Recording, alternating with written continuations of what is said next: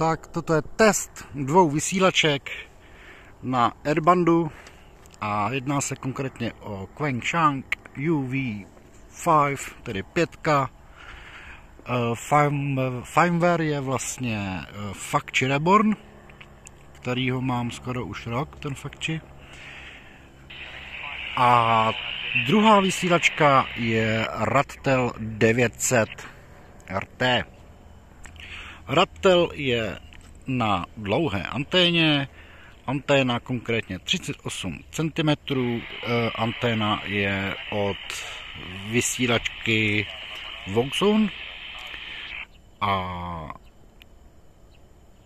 Quangshank má originální, tedy krátkou. Samozřejmě antény dělají hodně a jak můžete vidět, anténa, ta druhá, co je na Quangshanku, je zhruba poloviční. Dále, co bychom k tomu řekli? Squelch je na 3, samozřejmě na RAW a úzké pásmo a máme tam naladěnou frekvenci, která je 120 525 MHz, což je pražské letiště a uvidíme test jednotlivých vysílaček, co se týče samotného šumu, jak tyto vysílačky vysílají, teda přijímají signál.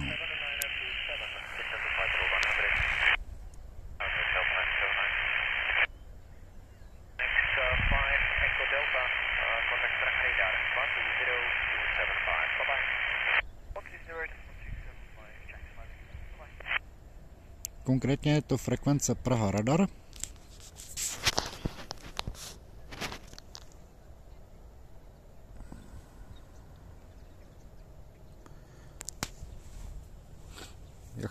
Jak jste mohli vidět, tak vlastně tady bylo tady je redukce, dual watch a frekvence 120,525 MHz. A takhle to zní, když dostaneme nějaký signál. Good morning, morning 654 Zulu. We have a 8 Echo reaching 5000.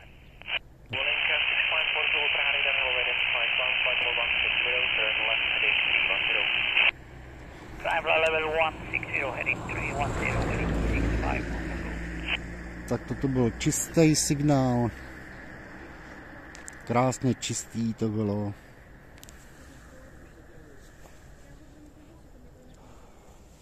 Tady někdo jde, tak to na chvíli dám pauze. Tak, můžeme pokračovat. Zatím nic nám nikdo nehlásí. Vysílačku vypínám a jdeme na Quangshank s krátkou anténou.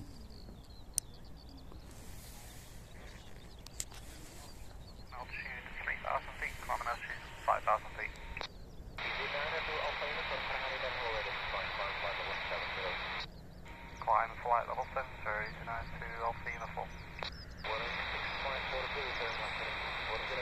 Left heading 240, 6540.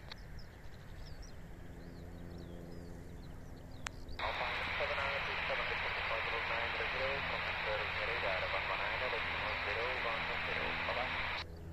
01901, Alpha 792. Tak zde vlastně můžete porovnat čistotu signálu. Opakuji, že tato vysílačka je na krátké anténě, jo? Je tam krátká anténa. Je to ta klasická, která je přibalená k samotné vysílačce. Samozřejmě, kdybychom dali tu delší na Quangshank, signál bude silnější a tudíž bude zvuk čistší.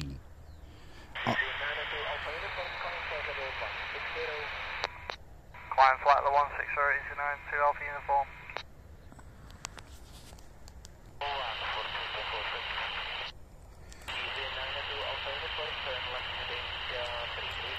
Zkusíme prohodit antény a uvidíme, jakou změnu budeme mít. Ten signál se pohybuje kolem, tady píše minus 101, minus 69, jasný. Tak, jdeme na to a přehodím antény. Tak, antény máme přehozený, veškeré nastavení je stejné, tedy squelch máme na 3 a jdeme na to. Pouštíme jako první Radtel 900 a uvidíme, jaký signál bude.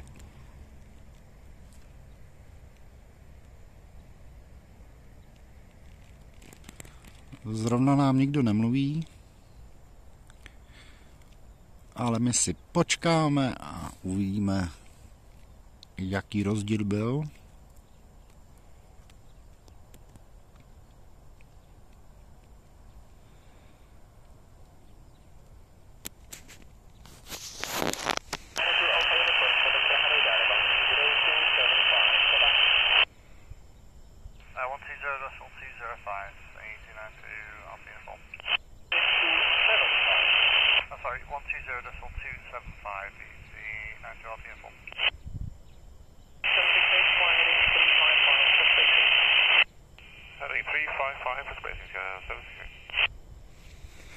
Tak.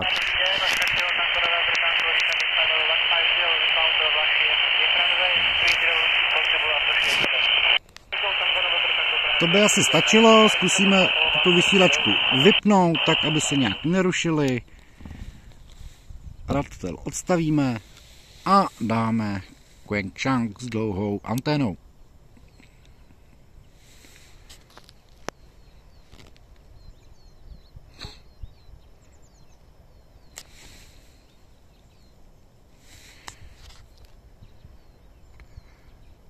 Dáme to trošku hlas.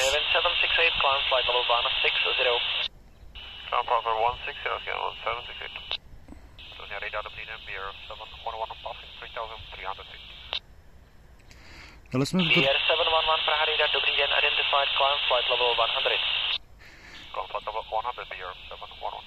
A dali jsme to trošku nahlas, protože ten firmware, vlastně Factory Reborn, má trošku ten zvuk stáhlej, takže jsme to museli dát trošku vejš hlasitost, ale jak vidíte sami, podle mého názoru tato vysílačka prostě má stále co dát. Ta vysílačka je prostě neskutečně dobře udělaná, seřízená a prostě myslím si, že stále to jako vede. No, momentálně čekám na Queensrÿche TK11, což bude úplně to samý, vlastně bude to samý, protože ten display a prostě veškerý ten software, co v tom bude nahraný, bude strašně podobný. Samozřejmě to bude rozšířený, tam bude možnost vysílání vlastně na 6 metrech, pak tam bude vlastně bude tam, tak já to vypnu, aby jsme se slyšeli.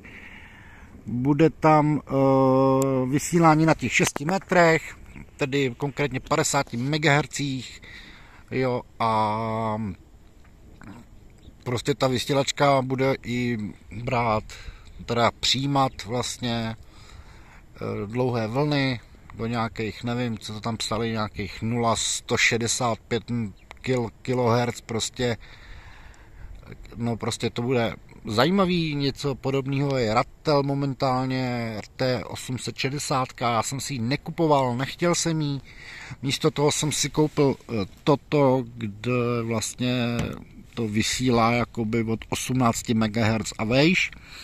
Samozřejmě nevysílám, protože to bude vysílat všude možně, ale mám to jenom na takový testování. No a za mne, co vám mohu říct, je vítězem jasně Wangsheng UV5.